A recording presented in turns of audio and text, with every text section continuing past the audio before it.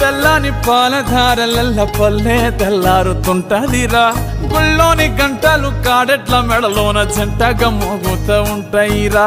నాగలి భుజాన పెట్టుకుంటే దోస్తులు చెయ్యేసినట్టేరా కొట్టు గోదా పక్కన ఉంటే కొండంత బలగం ఉన్నట్టురా చల్లగాలి మోసుకొచ్చెరా సేను సిలకల ముచ్చట్లు దారి పొడుగు చెట్ల కొమ్మలా